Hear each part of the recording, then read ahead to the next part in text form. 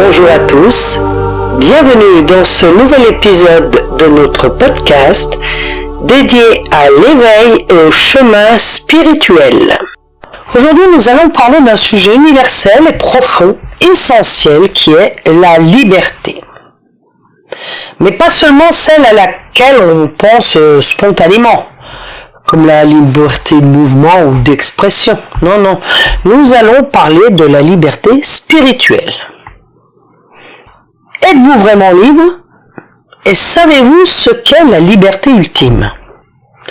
Parce que quand on évoque la liberté, beaucoup imaginent le fait de pouvoir choisir ou agir librement dans des cadres et dans les règles de la société. Beaucoup pensent que faire ce que l'on veut, quand on veut, où on veut, comme on veut, nous amène la liberté. Mais pourtant, au-delà de ces libertés extérieures, il existe une liberté bien plus profonde, celle de l'âme. Cette liberté spirituelle, elle transcende nos peurs, nos blessures, nos conditionnements, nos formatages. Et c'est pas juste une idée ou un rêve, mais c'est un état d'être qui nous connecte à notre essence véritable, à notre moi profond. Donc dans cet épisode, nous allons explorer ce que signifie trouver sa liberté spirituelle et pourquoi notre libre arbitre peut parfois nous égarer et comment faire quand cela arrive pour revenir sur notre chemin de vérité. Alors prenez une grande inspiration et laissez-vous guider. La liberté, elle est souvent perçue comme une capacité à faire ce qu'on veut, quand on veut, où on veut, comme on veut, avec qui on veut, quoi. Mais est-ce que c'est ça la vraie liberté? Parce que si on creuse davantage, si on se regarde un peu plus, on réalise que la véritable liberté, elle commence par une seule question, qui est fondamentale. Qui suis-je vraiment? Alors, tant qu'on se pose pas cette question, on reste enfermé dans nos formatages, nos peurs et nos blessures passées, nos croyances limitantes. Nous sommes enfermés dans cette vie que nous nous sommes faits, tant qu'on se pose pas cette question. Parce que tous ces éléments, ils conditionnent notre perception du monde extérieur et ils influencent nos choix. Et si nos actions sont guidées par la peur ou le conditionnement, sommes-nous réellement libres? Donc cette question « qui suis-je vraiment ?» est essentielle. Elle est essentielle pour comprendre la liberté. Et quand on se pose cette question, on s'aperçoit bien souvent que ce que l'on vit, c'est une illusion de notre vie. Parce qu'au plus profond de nous, on aimerait autre chose, on aspire à autre chose. On aspire à peut-être plus de paix, plus de confiance, plus de vérité. Donc la véritable liberté, elle réside pas dans cette illusion de choix que tout notre entourage, tous nos formatages nous amènent. Elle repose sur la libération de tout ce qui nous limite, justement. Ce chemin que la société nous impose depuis qu'on est tout petit, qu'on va à l'école, la famille, le travail, tout ce qui nous entoure nous formate et nous prend petit à petit des morceaux de notre liberté profonde. Et c'est celle-là qu'il faut retrouver. Et cette liberté intérieure, c'est un chemin d'éveil. Elle va consister à se détacher de nos peurs, de nos jugements, des attentes que les autres ont pour nous, et se reconnecter à notre vérité profonde.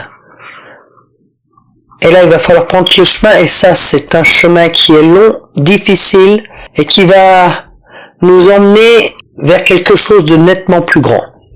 Et ça demande de sortir de sa zone de confort, et ça demande surtout d'avoir confiance et envie de le faire. Alors pourquoi la chercher cette liberté? C'est vrai, on est bien dans notre petite vie tranquille, avec nos petits soucis, mais bien souvent on y est bien. Alors pourquoi la chercher? Moi je vais vous dire pourquoi la chercher, parce que cette liberté spirituelle, elle nous reconnaît à notre essence profonde.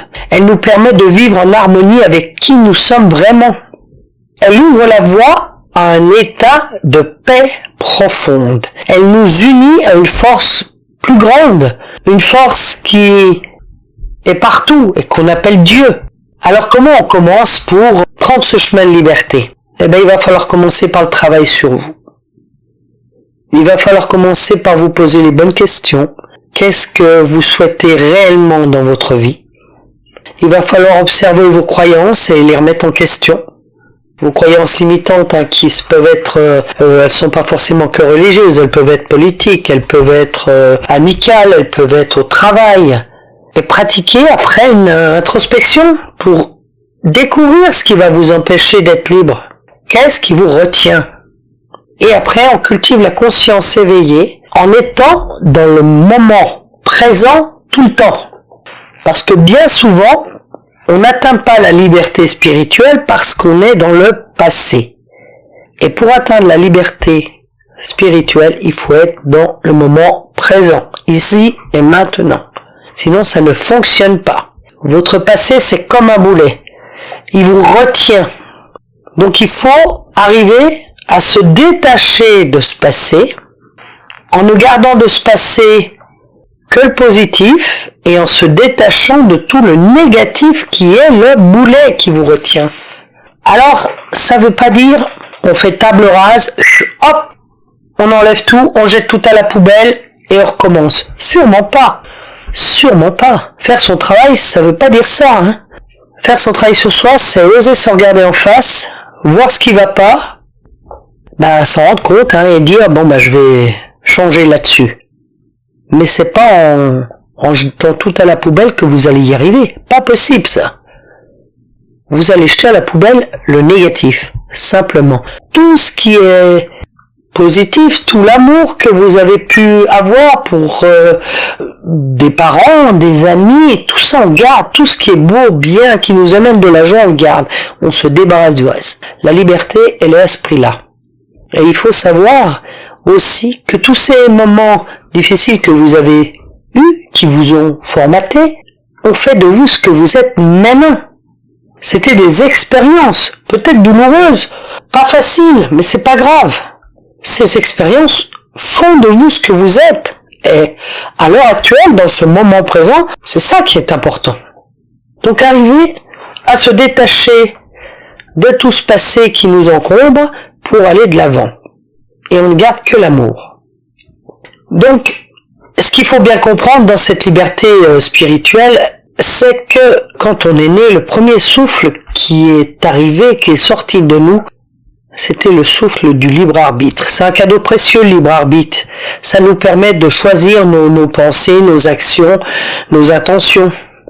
Mais ce merveilleux outil, ce superbe cadeau qu'on nous a fait, il peut nous égarer si on ne sait pas l'utiliser avec sagesse. Et pourquoi? Parce que notre ego, cette petite voix qui est au fond de nous, qui se nourrit de nos peurs et de nos désirs, peut influencer nos choix.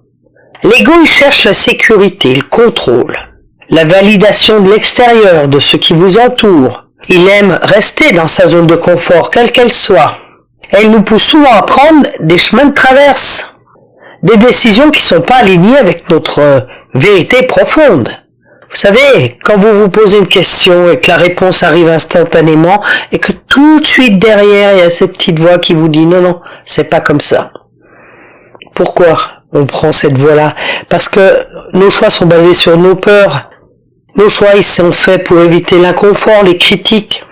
On préfère se renier soi-même plutôt que dire non à l'autre, au cas où il ne veut plus de nous, il nous rejette. Et puis des fois, souvent même, l'ego, il a des désirs qui reflètent pas nos besoins spirituels, mais des envies superficielles. Souvent, matérialistes. Donc, il faut faire taire son ego quand il devient défaillant comme ça. Et il faut se recentrer. Et comment on se recentre? Facile. Écoutez votre intuition. Cette première pensée qui arrive quand vous vous posez la question, suivez-la. Elle vient de votre cœur. Elle vous emmènera là où vous devez aller. Suivez-la. Et puis pratiquez la méditation. La méditation, elle arrive à faire taire l'ego et elle nous fait entendre la voix de notre âme. Et grâce à ça, on peut faire des choix qui sont beaucoup plus judicieux pour nous. Et enfin, être aligné dans ce moment présent. Être aligné et conscient de chaque moment de notre vie, chaque souffle, et ne pas se perdre dans des choses qui ne valent pas la peine. Et puis les épreuves de nos vies, elles font partie de notre vie. Elles sont pas là pour nous punir, hein. Mais au contraire, c'est des opportunités. Toutes ces épreuves qu'on traverse nous transforment, nous permettent de grandir. Chaque défi que nous rencontrons, c'est peut-être une porte, souvent, vers une plus grande liberté spirituelle. Il faut transformer ces épreuves en quelque chose de positif. Donc vous les observez, vous les regardez. Vous regardez vos blessures, vos peurs, mais sans jugement. Vous prenez le temps d'identifier ce que vous ressentez et pourquoi vous le ressentez. Qu'est-ce que ça vous amène? Voilà. Alors, au lieu de toujours imaginer que tout ce qui va mal dans votre vie, c'est la faute des autres, il faudrait peut-être réfléchir autrement et bien comprendre que ces mauvaises décisions, c'est les vôtres. Personne ne vous a tapé sur la tête pour que vous la preniez, la décision. Vous l'avez prise tout seul, quelle qu'elle soit. Donc une fois qu'elle est prise, acceptez-la. Acceptez-la, c'est vous qui l'avez pris la décision. On peut tous se tromper, mais c'est pas grave. Pas grave de se tromper. Au contraire, ça fait grandir. Alors quand vous vous trompez, vous voyez que, oh là là, qu'est-ce que j'ai été bête, j'aurais pas dû faire ce choix-là. Ben vous l'avez fait, c'est pas grave. Qu'est-ce que ça va vous enseigner? Posez-vous la question, par exemple, qu'est-ce que cette situation m'invite à changer ou à comprendre? Pourquoi ça m'arrive? Réfléchissez, cherchez ce que cette situation va vous amener de positif, parce que dans toute situation négative, il y a du positif. Et là, il faut le trouver. Et puis, une fois que vous avez bien pris la leçon, vous avez bien compris que ce que vous avez fait, c'était pas bien malin, libérez-vous de cet attachement, à cette douleur, à ce négatif qu'elle vous a amené. D'accord? Ça peut passer pour plein de choses. Alors quand c'est une situation qui a mis quelqu'un en jeu avec vous, par exemple un enfant battu par exemple par son père, là je suis dans les extrêmes, mais c'est comme ça que ça fonctionne. Il faut apprendre à lui pardonner. Pardonnez à celui qui vous fait du mal. Puis après vous pardonnez à vous-même d'avoir accepté ça et d'avoir fait grandir cette douleur en vous. Pardonnez-vous, pardonnez-lui. C'est le seul moyen de se libérer de cet attachement que vous avez. Alors, soit on pardonne de vive voix, des fois c'est difficile, mais on peut l'écrire, on peut chanter, on peut aller le crier dans la nature. Enfin, on fait comme on veut. Parce que chacun est différent et chacun a un ressenti différent. Donc, il faut absolument, mais ça c'est indispensable pour arriver à se détacher de tout ça, pardonner. Pardonner à l'autre et se pardonner. Important, super important. Si vous n'y arrivez pas, vous n'arrivez pas à couper le lien négatif et ça continuera à vous poursuivre. Donc, comme il n'y a aucun intérêt et que ça ne vous amène absolument rien de positif, il faut le faire. Et quelquefois, il faut se donner le coup de pied dans le derrière pour avancer. C'est pas les autres qui vont le faire à votre place, c'est vous. Donc, il faut le faire. Il faut laisser aller, lâcher prise et avancer. Et pourquoi c'est super important tout ça? Parce que quand vous aurez pardonné aux autres, quand vous vous serez pardonné et que vous aurez compris la leçon, vous allez grandir spirituellement. Ça va vous libérer de ces schémas qui vous emprisonnent. Ça va faire avancer sur votre chemin de paix, de clarté et d'amour. Ça va vous libérer. Ça va vous donner la liberté spirituelle que l'on cherche.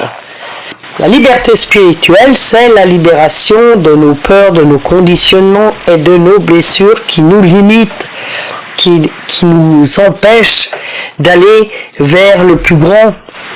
C'est un chemin qui est difficile. C'est une reconnexion à notre essence véritable. Donc moi, je vous invite à vous poser cette question. Suis-je aligné avec ma vérité? Et là, quand vous vous posez la question, c'est vous avec vous. Si vous avez envie de vous mentir, on ne pourra pas grand-chose pour vous. Mais si vous êtes en phase avec vous-même, vous vous posez cette question et vous aurez la réponse. Donc si la réponse est non, je ne suis pas aligné, je fais des choses qui ne me conviennent pas, j'ai des actions, des paroles qui ne me conviennent pas, sachez que vous avez le pouvoir de changer. Ici et maintenant, dans le présent, on change, on avance. Prenez un grand moment pour vous. Prenez un moment. Fermez les yeux. Inspirez profondément et posez votre attention sur une chose pour laquelle vous ressentez de la gratitude. Et là, c'est dans ces petits moments comme ça de présence que notre chemin de vérité commence. Notre chemin vers la liberté, c'est tous ces petits moments qui nous donnent de l'amour. Commencez votre travail, regardez la belle personne que vous êtes devenue, grâce à tout ce qui vous est arrivé, et surtout lâchez pas l'affaire. Posez-vous la question, suis-je sur mon véritable chemin? Si la réponse est non, sachez que vous avez le pouvoir de changer. Ici et maintenant, laissez la liberté vous guider vers votre véritable essence et souvenez-vous que chaque épreuve est une opportunité pour vous rapprocher de cette paix et de cette vérité intérieure. Nous arrivons à la fin de cet épisode et j'espère que ces réflexions sur la liberté, le libre arbitre et la transformation des épreuves en opportunités vous ont apporté la perspective sur votre chemin de vie. La vraie liberté, la véritable, ne réside pas dans l'absence de contraintes extérieures, mais dans la libération des chaînes intérieures qui nous emprisonnent. Nous avons tous cette capacité de choisir, de nous réaligner avec notre essence, de nous transformer, de transformer les défis en source d'apprentissage et d'avancer sur un chemin qui nous connecte à quelque chose de beaucoup plus grand.